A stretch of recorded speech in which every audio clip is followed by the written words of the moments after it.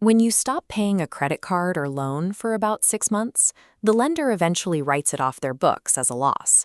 This accounting move is called a charge-off. Even though the lender wrote the account off, you still legally owe the money. That charge-off acts as a heavy anchor, dragging down your credit score and staying on your profile for up to 7 years. The obvious fix seems to be finally paying the debt. Handing over the cash just switches the status to paid. The 7-year scar remains intact, and future lenders still see a history of default. You might come across advice telling you to negotiate a pay-for-delete agreement, offering to settle the debt if the collector erases the record.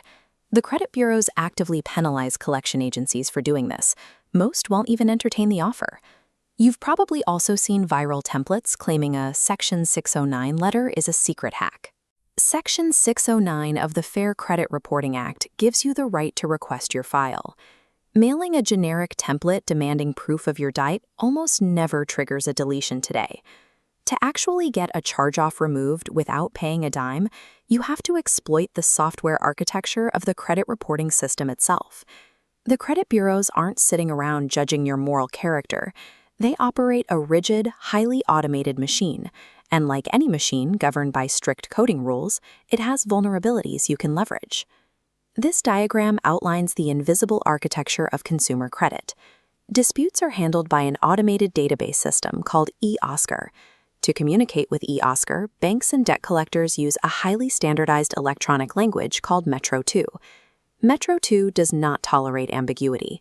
For an account to legally remain on your credit report, hundreds of specific fields, account status, payment history, dates, must align perfectly. If a single data field is illogical, the entry fails the accuracy test. Original creditors rarely hold on to unpaid debt. They bundle those charged-off accounts and sell them to third-party debt buyers for pennies on the dollar. When a debt buyer purchases your account, they don't get a pristine folder with your original signed contracts and complete billing history. Instead, they get cheap digital spreadsheets that are missing critical data points. Debt buyers are legally required to report your account to the federal credit system with absolute technical perfection, but they are forced to do it using broken, incomplete files. You can weaponize this gap in 3 steps. Step 1 is blinding the system. Before doing anything else, you freeze secondary data brokers like LexisNexis. This prevents the main credit bureaus from automatically backfilling the debt buyer's missing information. Step 2 is finding the glitch. Instead of arguing that the debt isn't yours, you audit your credit report, looking for Metro 2 logical errors. You are looking for technical codes that clash with each other.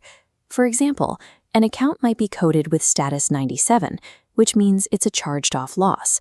By definition, that account is closed. If the debt buyer simultaneously codes the account as an open portfolio, they have reported a logical impossibility. Step 3 is triggering the law. You send a physical, handwritten dispute letter to the credit bureaus, pinpointing that exact field error. Writing it by hand forces a human to process the technical mismatch, bypassing their AI scanners. Under Section 611 and 623 of the Fair Credit Reporting Act, once you dispute a specific field, the burden of proof shifts entirely to the data furnisher. The debt buyer must verify the exact technical accuracy of that code. Because the debt buyer only possesses a messy spreadsheet, they physically cannot produce the documentation required to prove that field is accurate. Federal law dictates that unverifiable data cannot remain on a consumer report.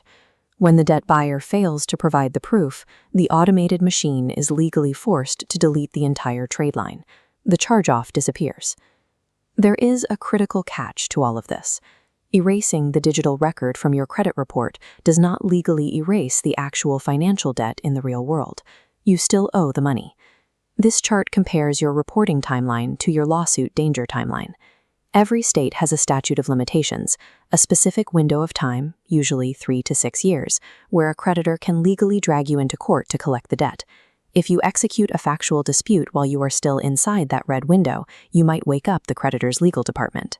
They realize you are trying to clean your credit, and they will rush to sue you before the clock runs out. This loophole is only safe to execute once the debt has aged past your state's statute of limitations. Once the debt is time-barred, the creditor loses their power to sue you. Disputing the record becomes a one-way street to credit repair. The credit system is a rigid software program built on codes, data fields, and reporting laws. By learning exactly how that code works and the federal laws that govern it, you can legally enforce the system's own rules against it.